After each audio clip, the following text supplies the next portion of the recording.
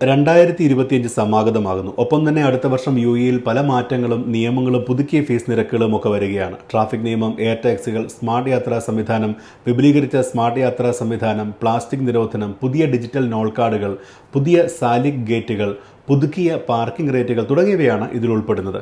UAEയിൽ പ്രതീക്ഷിക്കാവുന്ന ചില പ്രധാന മാറ്റങ്ങൾ നമുക്കൊന്ന് നോക്കാം. ആദ്യത്തേത് പുതിയ UAE ട്രാഫിക് നിയമമാണ്. പുതിയ ഫെഡറൽ ഡിക്രി നിയമം 2024 ഏറ്റവും വലിയ പ്രഖ്യാപനങ്ങളിലൊന്നായ ഡ്രൈവിംഗ് പ്രായം 17 കുറച്ചു എന്നുള്ളതാണ്. ഒപ്പം വാഹനം ഓടിക്കുന്നവർക്കും കാൽനട യാത്രക്കാർക്കുമുള്ള പുതുക്കിയ നിയന്ത്രണങ്ങളും ഉൾക്കൊള്ളുന്നതാണ് ഈ നിയമം. 2025 മാർച്ച് 29 മുതൽ ഇത് പ്രാബല്യത്തിൽ വരും.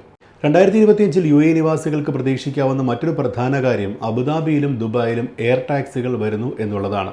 EVTOL വിമാനങ്ങൾ രൂപകൽപ്പന ചെയ്യുകയും വികസിപ്പിക്കുകയും ചെയ്യുന്ന US ആസ്ഥാനമായുള്ള കമ്പനിയായ ആർച്ചർ ഏവിയേഷനും തമ്മിലുള്ള കരാർ പ്രകാരം കാറിൽ 60 മുതൽ 90 മിനിറ്റ് വരെ സമയമെടുക്കുന്ന ദൂരം 10 മുതൽ 20 മിനിറ്റ് വരെ സമയത്തിനുള്ളിൽ എയർ ടാക്സികൾ വഴി യാത്ര ചെയ്ത് എത്താൻ സാധിക്കും. 2025 ഡിസംബറോടെ ദുബായിലും എയർ ടാക്സികൾ ആരംഭിക്കും.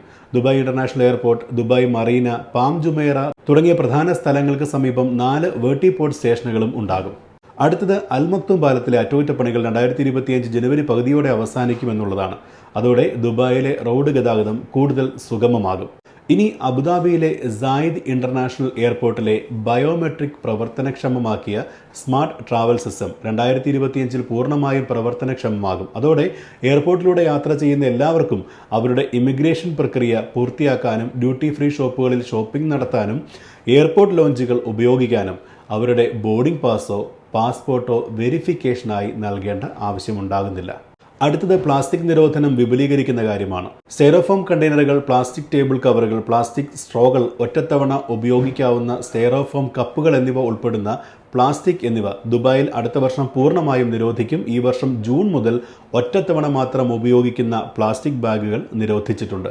ഡിജിറ്റൽ നോൾ കാർഡുകളാണ് അടുത്തത്. ദുബായിലെ മെട്രോകളുടെയും ബസ്സുകളുടെയും സ്ഥിരം ഉപയോക്താക്കൾക്കും അവരുടെ ഫോണുകൾ അടുത്ത വർഷം നോൾ കാർഡായി ഉപയോഗിക്കാൻ സാധിക്കും.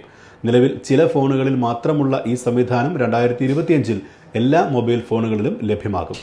അടുത്ത വർഷം പകുതിയോടെ ഷോപ്പിംഗും വളരെ എളുപ്പമാകും. കാരണം Abu Dhabi quality and conformity council, Abu Dhabi public health centre എന്നിവ സഹകരിച്ച് നടപ്പിലാക്കുന്ന ഉൽപ്പന്നത്തിന്റെ പോഷകമൂല്യത്തെ ഗ്രേഡ് ചെയ്യുന്ന ലേബൽ ആരോഗ്യകരമായ ഭക്ഷണം തിരഞ്ഞെടുക്കാൻ നമ്മളെ സഹായിക്കും. അടുത്ത വർഷം പകുതിയോടെ പദ്ധതി ആദ്യം അബുദാബിയിലും പിന്നീട് UAEയിലുടനീളവും വ്യാപിപ്പിക്കാനും പദ്ധതിയുണ്ട്.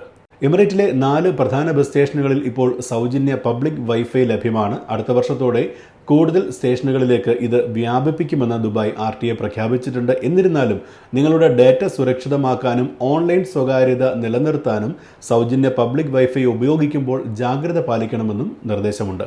5 പാലങ്ങളുടെ നിർമ്മാണവും 7 മേഖലകളിലെ പാതകളുടെ വിപുലീകരണവും ഉൾപ്പെടുന്ന അൽ ഖൈൽ റോഡ് വികസന പദ്ധതിയുടെ പൂർത്തീകരണത്തെ തുടർന്ന് പുതിയ സാലിക് ടോൾ ഗേറ്റുകൾ സജീവമാവുകയും 2025 ഫെബ്രുവരി മുതൽ variable road toll pricing system ദുബായിലും പ്രാബല്യത്തിൽ വരികയും ചെയ്യും. ഇതുപ്രകാരം പ്രവൃത്തി ദിവസങ്ങളിലെ തിരക്കേറിയ സമയത്ത് 6 ദിർഹം, പ്രവൃത്തി ദിവസങ്ങളിലെ തിരക്കില്ലാത്ത സമയത്ത് 4 ദിർഹം, ഞായറാഴ്ചകളിൽ 4 ദിർഹം, രാവിലെ 1 മുതൽ 6 മണി വരെ സൗജന്യം എന്നിങ്ങനെയാണ് നിരക്കുണ്ടാവുക.